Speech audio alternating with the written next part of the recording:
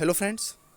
BEd second year के students के लिए ये वीडियो काफ़ी ज़्यादा इम्पॉर्टेंट होने वाली है, तो आप लोग वीडियो को बिना स्किप करे हुए पूरा देखिएगा। जैसा कि आप सब देख रहे हैं, बीएड सेकेंड ईयर अब अपनी तैयारी को ऐसे दे मजबूती, क्योंकि आपको पता है कि अब बीएड के एग्ज़ाम्स में ज़्यादा समय नहीं बचा हुआ है। ऐसे में आपको रिफ्रेश ही होना है, तो उसके लिए रामबाण वीडियो है, आप लोग वीडियो को पूरा देखिएगा। और आप जो देख रहे हैं, सुपर टेट और टेट से पहले इस बार बीएड की परीक्षा आपका भविष्य तय करेगी। जैसा कि आप सबको पता है कि बीएड करने का जो आपका मेन मोटिव होता है वो आपका गवर्नमेंट टीचर बनना ही होता है। और आप सबको ये भी पता है कि 10% मार्क्स जो आपकी फाइनल मेरिट में होते हैं वो बीएड एग्ज़ाम्स के भी जुड़ते हैं। ऐसे में बीएड का जो रोल हो जाता है वो काफ़ी ज़्यादा इम्पॉर्टेंट हो जाता है। अगर हम बात करें, अगर इससे पहले के स्टूडेंट्स की, जो आपका बैच 2019 बैच के पहले की मैं बात कर रहा हूँ, तो हुआ क्या, तो इन लोगों को बीएड फर्स्ट ईयर में ये लोग एग्ज़ाम दे देते थे। उससे इनकी अगर मार्क्स वहाँ पर कम भी रह गए तो सेकेंड ईयर में ये लोग मार्क्स का एवरेज जो थे अपना ये लोग ले आते थे। लेकिन इस बार क्या हुआ, इस बार स्टूडेंट्स जो हैं प्रमोट हुए हैं। तो क्या है पूरी बात, कैसे करनी है तैयारी, सारी चीज़ें हम लोग जानेंगे। इससे पहले यार आप चैनल पर रहे हैं तो चैनल को जरूर सब्सक्राइब कर दें, क्योंकि यार बीएड के लिए ही ये चैनल आपका पूरा ज़्यादा से ज़्यादा आज डेडिकेटेड हो चुका है। और आगे टेट सीटेट से रिलेटेड सारी जानकारी आपको मिलती रहेंगी। तो देरी ना करें, अभी चैनल को सब्सक्राइब करें, वीडियो को लाइक करना बिल्कुल ना भूलें। अगर अभी तक आपने मेरा टेलीग्राम ग्रुप ज्वाइन नहीं किया तो लिंक नीचे डिस्क्रिप्शन में है, अभी जाएं और टेलीग्राम ग्रुप ज्वाइन करें। तो सबसे पहले तो मैं आपको ये बता दूं कि बीएड सेकेंड ईयर के आधार पर ही आपको बीएड फर्स्ट ईयर के यहाँ पर मार्क्स मिलने वाले हैं। तो कहने को मतलब क्लियरली आप यही बोल सकते हैं कि जैसे बीएड में मान लीजिए, देखिए पास होने के लिए 75 क्वेश्चन है एक पेपर में, ठीक है, 75 क्वेश्चन आने, तो उसमें से अगर आप 30 से 35 क्वेश्चन कर देते हो तो आप पास हो जाओगे, ठीक है, 30 से 35 क्वेश्चन पर आप पास हो जाओगे। लेकिन बात ये आती कि यहाँ पर पासिंग मार्क्स आपका जो है वो उद्देश्य नहीं है, कम से कम, ठीक है, कम से कम यहाँ पर आपके क्वेश्चन 50 से ज़्यादा सही ही हो। वैसे आप लोग टारगेट 60 क्वेश्चंस का करें, मैं कोई ज़्यादा ये नहीं बोल रहा हूँ। अगर आप पहले से डिस्क्रिप्टिव बेस पर पढ़ रहे थे तो आपका ऑब्जेक्टिव में आप खुद वहाँ पर जब एग्ज़ाम दोगे तो आपको क्लियर हो जाएगा कि डिस्क्रिप्टिव से आपको बहुत ज़्यादा यहाँ पर फ़ायदा जो है वो मिलेगा। लेकिन आप 50 का टारगेट कम से कम बना करके ही चलें। तो अब 50 का टारगेट कैसे बनना है तो वो बात हम लोग कर लेते हैं। तो 50 का टारगेट बनाने के लिए देखिए, पहली चीज़ आपको जो 15% भैया क्वेश्चन मिलेंगे, मैं गारंटी देता हूँ, वो आपका जो चैप्टर का आधार होता है, आधार का मतलब समझ रहे हैं, जैसे वुड का डिस्पैच जो है वो कब आया, ठीक है, या कोई शिक्षा सुधार है या शिक्षा नीति है वो कहाँ से आई, तो 10 से 15% क्वेश्चन यहाँ से मिल जाएंगे और 10 से 15% क्वेश्चन आपकी परिभाषा से मिल जाएंगे।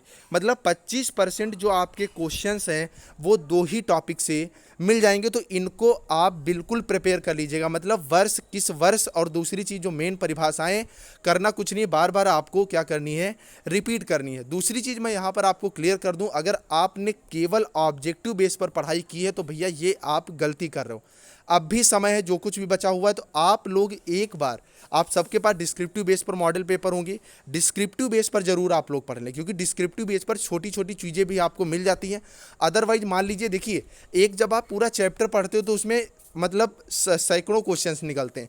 वहीं अगर ऑब्जेक्टिव पेपर की बात करोगे तो वहाँ पर 35 से 40 क्वेश्चंस जो हैं वो आपको निकाल करके दे दिए जाते हैं और बड़े सारे क्वेश्चंस आपके क्या हो जाते हैं, छूट जाते हैं। और इस बार आप सबको पता भी है, मॉडल्स में काफ़ी ज़्यादा गलतियाँ हैं। गलतियों के अलावा क्वेश्चंस भी बहुत जल्दी में पिकअप करे गए हैं, ठीक है। तो ऐसे में क्या करना है, आपको डिस्क्रिप्टिव पढ़ना ही पढ़ना है। आप केवल पढ़िए, ये मैं नहीं कह रहा कि आप उसको याद करिए, उसमें आप मार्कर ले लीजिए, अंडरलाइन करिए, कैसे पढ़ना है वो तो मैंने बता ही दिया था। फिलहाल मैं वीडियो फिर नीचे डिस्क्रिप्शन में लगा दे रहा हूँ, आप लोग वो वीडियो एक बार ज़रूर देखिएगा, ठीक है। तो दो चीज़ें हो गई। अब बात आती है तीसरी। तो तीसरी बात ये है कि देखिए, मान लीजिए जैसे पेपर फर्स्ट है, तो पेपर फर्स्ट में मान लीजिए 30 चैप्टर हैं आपके, ठीक है।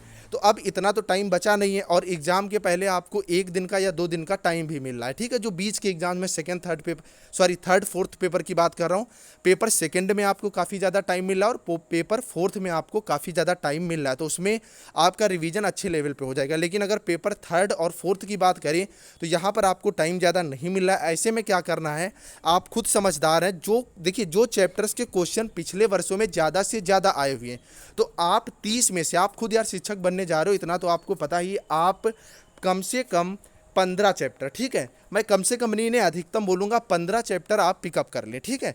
और उन चैप्टर्स को आप डिस्क्रिप्टिव बेस पर 3 से 4 बार पढ़िए, बाकी चैप्टर आप एक बार पढ़ लें, आपके लिए सफिशियंट हो जाएगा। उसके बाद क्या करना है, मान लीजिए आपका टारगेट हो गया, मान लो मॉर्निंग में आपने 5 चैप्टर आज पढ़े, ठीक है।